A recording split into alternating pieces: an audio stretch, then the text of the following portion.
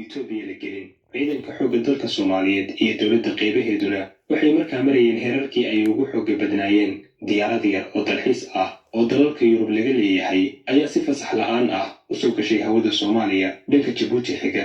Diyaaraddu waxay ahayd kuwa dadka lacagta leh ay kiraystaan, waxaana soo kiraystay gabar reer Yurub ah iyo ninkeeda, laba milxiis oo la socda duuliyaha iyo kaaliyihiisa. 6 qof oo keliya ayaa diyaaradda saarnaa. Dadku sida la sheegay waa dad maalqabeena ah oo lacag leh, dalxiis aroos oo bishoodii ugu horreysay ku jira, waxayna u dhasheen dalalka Iskandinaafiyaanka.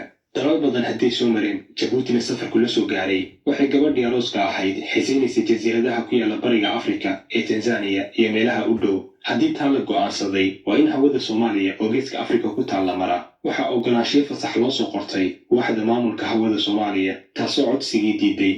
Markii ay ku qanci weyday sababihii ay soo qoreen, mar labaad ayay codsigii dib u soo celiyeen. Jawaabtiina diidmo ayay noqotay, waayo xilligaasi shakiye ayaa jiray. Waxayna dowladdu ka shakisay inay basaasayaal noqon karaan ama jawaasiis. Caddaymo wax qanciyana ma keenin, oo duul isla weyn ayay ahaayeen. Maba soo dhigan meesha. Dowlad yar oo Afrika ah ayaa hadal idinku soo celin karta. Waa siduu waa hore ka sheegay Ismaaciil Mire, allaha u naxariistee, Richard Cofield. Kibirkiisa markuu sawirayay isagoo yidhi, kaskiisaba ma gelin, wiil yar baa keebka kuu qabane, ragow kibirka waa lagu kufaa, kaa ha la ogaado.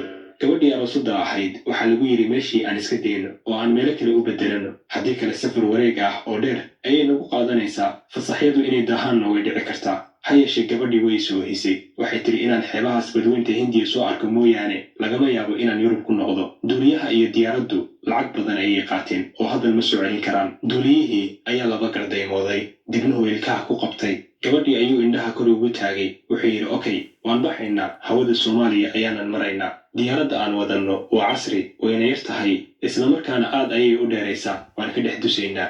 Asxaabtiisii ayaa ku yidhi, Soomaalidu waa kuwa fasaxa inoo diiday, haddaynu marno sawinama arki karaan. Wuxuu ugu jawaabay, muddo yar oo 45 daqiiqo ah ayaan hawadooda kaga baxaynaa. Waa dowlad yar oo Afrikaan ah. Ma filaya inay qalab casriya oo na arki kara ay haystaan. Haddayna arkaanna, inta ay isgaarsiinayaan ama xiriirku socdo ayaan ka gudbaynaa. Diyaargarooba, beri subax ayaynu dhaqaajinaynaa. Subaxii dambe ayuu duuliyihii diyaaraddu furaha ku wareejiyey. Jabuuti ayuu ka soo kacay. Daqiiqado kadibna hawada Soomaaliya ayuu soo galay. Markiiba raadaarkii Berbera ayaa diyaaradda ku qabtay. Waa lala hadlay, maxaad tihiin? Hawo qaldan ayaad soo gasheen. Dib u noqda. Ha yeeshee duuliyihii ma jawaabin. Dhowr goor haddii la hadlay uusanna wax jawaab ah bixin, soona dhaafay carrigaasi. Waxaa mar kale diiradda saaray raadaarka Buule Berde oo isna mid casriya ahaa. Waxaa kaloo arkay raadaarka garoonka ciidamada cirka ee Balli-Doogle. Intaasna duuliyuhu ma jawaabin, oo qorshihiisii ahaa intay iswarsanayaan ayaan dusaynaa ayuu ku socdaa. Wararka inta laysku celcelinayo, diyaaradda soo xadgudubtay Berbera, Buule Berde, Balli-Doogle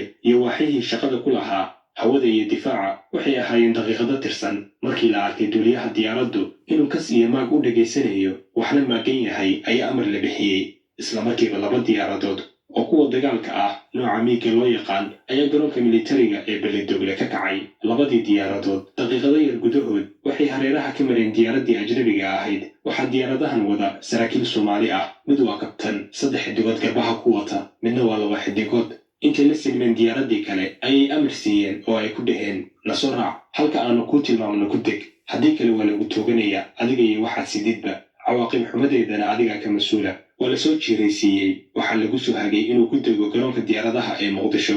Duuliyaha miiga koowaad wada ayaa ka horeeya. Wuxuuna u sheegay inuu dhulka taabanayo, kadibna ka sii kacayo. Isaguna uu meesha ku dego, waayo ciidamo kale ayaa dhulka ugu diyaarsanaa oo sugayey. Miigii labaadna wuu ka dambeeya. Duuliyihii Soomaaliga ahaa intuu baalasha raariciyey oo dhulka si fudud u taabtay ayuu ka sii booday. Ilbiriqsiyo isku dhow ayay 2dii miig garoonka dhanka Afisyoone korkiisa u dhaafeen, iyagoo 2 dhinac badda iyo beriga u kala baxay, welina isha ku haya diyaaraddii la soo qabtay inay si nabada u degtay. Ha yeeshee aadana waa yaabe. Waxaad moodaa duuliyaha diyaaradda yari inaan weli isdhiibin. waxaana ka guuxaysa maankiisa sidee adigoo nin reer Yuruba dowlad yar oo Afrikaan ah ay ku celin kartaa. Isaguna intuu cagta dhigay ayuu isla markiiba kor u kacay oo dhanka badda u xawaareeyay, isagoo malaha isleh xagga badda ayaad xuduudooda dhaqsi uga bixi kartaa. laakiinse waa hubantay inuu xisaab qaldan isku dhufsaday. Soomaaliyana warkeedu uu ku yaraa. Markiiba 2dii miig ayaa ku soo jiireeyay, iyadoo ayuu caddaatay diyaaraddan iyo duliyaheeduba inay cashar fiican oo kii hore ka culus u baahan yihiin.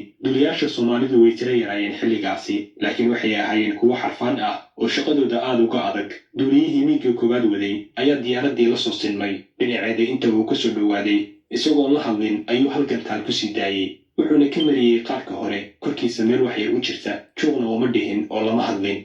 ma hadal baa jira diyaaraddii intii ruuxatay ayay xitaa saacadaheedii isku dhex yaaceen. gaaladii saarneedna matag iyo qaylo ayay ku waasheen. markaasuu duniyahoodii miyirsaday.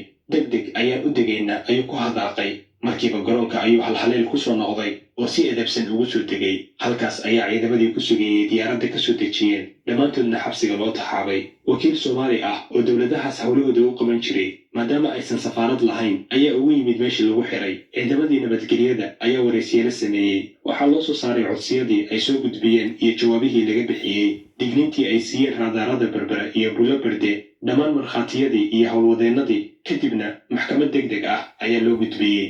maba aysan inkirin. wuxuu duuliyihii si cad u qirtay inuu u bareeray inuu hawada soo galo, mana aanan islahayn buu yidhi. dowladdan yarta ah ee Afrikaanka ah ayaa qalab haysata casriya ama idinsoo qaban karta, laakiin aad iyo aad ayaannu Soomaaliya ugu soo qaldannay, sidaasna marna ma aanan moodayn, ayuu ku jawaabay. maxkamaddu waxay ku xukuntay xarig iyo ganaax dooriyaha iyo shirkaddiisaba. kharashkii diyaaradihii miigaga ahaa ay ku kaceen ama ku howlgaleen, qiimaha gantaalka lagu riday, dhammaan kharashaadkii kale iyo inay meeshii ka yimaadeen ku noqdaan ayaa lagu xukumay.